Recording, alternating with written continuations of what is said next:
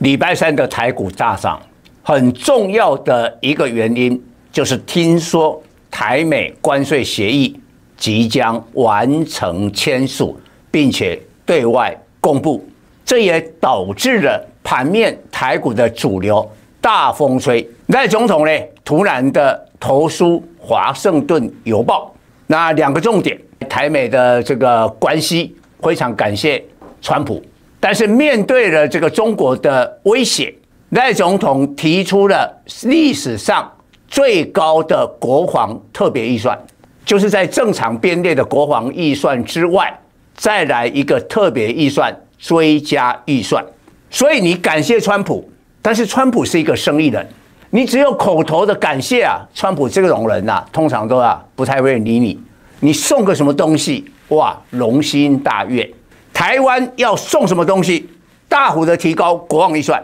明年的国防预算占 GDP 3.3%，到了2030年就更高达了5%。所以这400亿美金，大概折算台币呢，才1.26兆左右，这是一个国防的预算了。那整个台股可能要分成2个阶段的反应，因为现在我们没有看到台美的关税的协议的内容。我们不知道我们付什么代价，但是既然会签署，一定关税是降的，不可能增加嘛，降到15%或降到10%的差别而已。所以股市会先以利多来反应。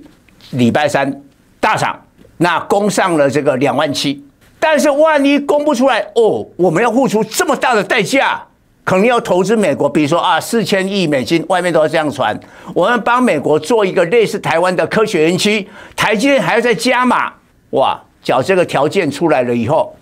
看起来股市就可能会停下来哦。你要注意到这个情况。但是我们回来讲，哇，那这个重大的事情啊，你想对等关税从今年4月到现在已经超过了这个7个月了，搞了这个7个月哦，大家心头的一个大的石头能不能放下来？但一旦放下来，我相信盘面就开始变化了。原来的主流下去。然后突然莫名其妙新的主流上来，今天的盘面有2个最强的主流，一个就是蔡总已经领先市场昨天讲的AI 的争霸战，谷歌挑战了飞达，所以谷歌的供应链这些股票包括了光通讯 CPU， 今天盘面就是这一块。还有一个军工，其实我也在今年的7月我就推荐军工，军工就是 timing 啊。他老实讲，也是一种机会财啊！你不会平常每一天在那边涨那个军工啦，你就那很重要的那个时机，那蔡总的敏感度是很高的。我说7月你赶快军工买，你看有的股票什么雷虎，那一涨起来2倍，涨了2倍。好，那现在休息了3个多月以后来了，你看赖总统投书华邮哎呀，感谢川普，来，我给你400亿美金国防的特别预算。那除了跟美国采购武器，这个川普会喜欢在这一块但是你也不能全部都压川普压美国美国是典型的收了你的钱武器还不会给你呢，那好像就赊账一样我们一手交钱一手交货跟美国买武器可不是这样所以你不能全部压美国所有国防预算都是跟美国买我们留一点，虽然这个比例比较小一点，但够了。我们就留一点自主的国防，无人机自己做吧，有些这个潜舰也自己做吧。所以国防部的军备局它这个500亿元的无人机的采购案动起来我们看一下，他们说明年就2026是这个军用商规无人机的量产元年，第一年，总共4.8万架5型的新式无人机。那这个采购案它很快通常采购你要花好几年，它2年，2026到2027，2年你得标然后2年之内厂商就要跟国防部交付这个无人机不得拖。那总金额500亿很多人会问蔡总500亿代表你不要忘了这些无人机的厂商那个资本的都很小，500亿就很够了。所以你看今天哇不得了，这些无人机的那个股票什么雷虎啦中关电啦、亚航啦，甚至造船的龙德造船都涨停板，10几档涨停板。休息3个月之后，攻势再起。好，现在我要进一步的延伸，为什么在这个时刻，赖总统要投书美国，感谢川普，我们也要表态，台湾愿意自主的国防，我们国防预算提高。我告诉你，川普很可能会在今年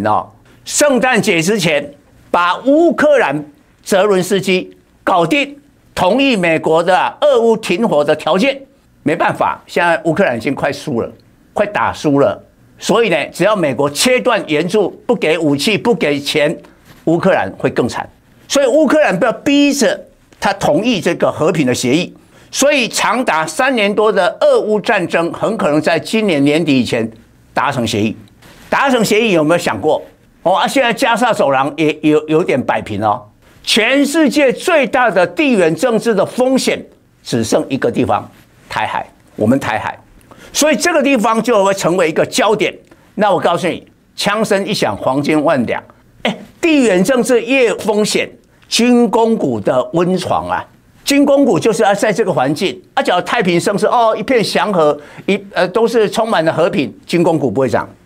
所以要注意到，你会觉得说这个对好像整个股市跟经济不利，但唯独对军工股有利。再过来你看一下那个为什么在韩国的 APEC 之后不到1个月，习近平又主动打电话给川普，2个有麻吉好朋友到这种情况吗？1个月不到又要通个电话，通个热线吗？不是，在川习的热线当中呢，浮现台湾的安全跟代理人的战争警讯啊。也就是说，你看到高市早苗日本首相最近很多的事情，台湾有事，日本有事，而且日本的地对空飞弹要部署在纳屿国岛，距离我们台湾的本土只有110公里，那中国当然有感觉到，这代志大条，来打个热线啊！所以明年4月，川普访问中国之前，台海的风险会增加会增加。另外，你可以看到这个我昨天已经特别讲过，英伟达跟谷歌就辉达跟谷歌的 AI 的争霸战但注意，辉达他在盘中公布了一个安抚市场的公告，他说他的 GPU 比谷歌 TPU 领先整整1个世代，所以本来跌7%，最后收盘只有跌2%多测了半年线，但是注意红 K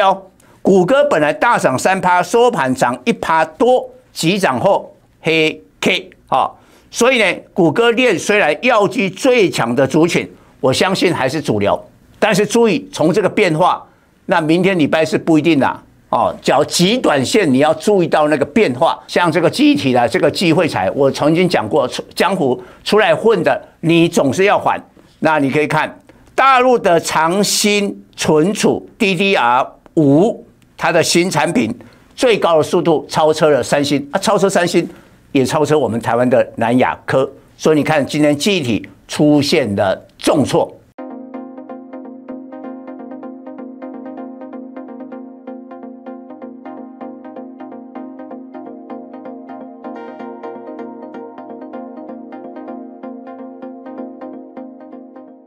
本公司与所推荐分析之个别有价证券无不当之财务利益关系。本节目资料仅供参考，投资人应独立判断、审慎评估并自负投资风险。